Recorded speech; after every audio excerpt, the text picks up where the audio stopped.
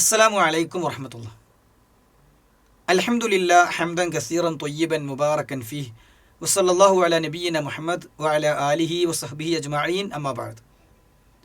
സ്നേഹമുള്ള വിശ്വാസിനികളെ, അള്ളാഹുവിൻ്റെ തൗഫീഖ് ഒന്നുകൊണ്ട് മാത്രം പരിശുദ്ധ റമളാനിലേക്ക് നമ്മൾ പ്രവേശിച്ചിരിക്കുകയാണ്.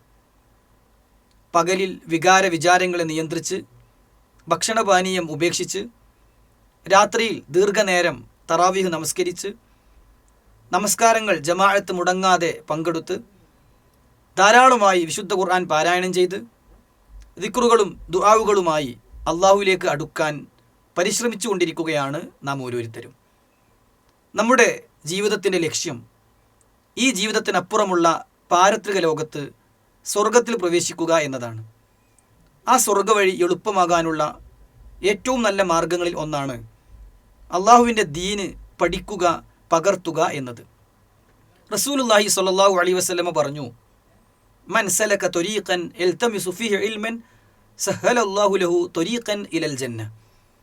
ആരെങ്കിലും അറിവ് അന്വേഷിച്ചുകൊണ്ട് ഒരു വഴിയിൽ ഇറങ്ങി പുറപ്പെട്ടാൽ, അറിവ് കിട്ടുന്ന ഒരു വഴിയിലേക്ക് ആരെങ്കിലും പ്രവേശിച്ചാൽ അത് മുഖേന അള്ളാഹു അവന് സ്വർഗവഴി എളുപ്പമാക്കി തരുന്നതാണ്. ഇൻഷാ അല്ലാഹ് ഈ റയ്യാനിലൂടെയും അതാണ് നമ്മൾ ഉദ്ദേശിക്കുന്നത്.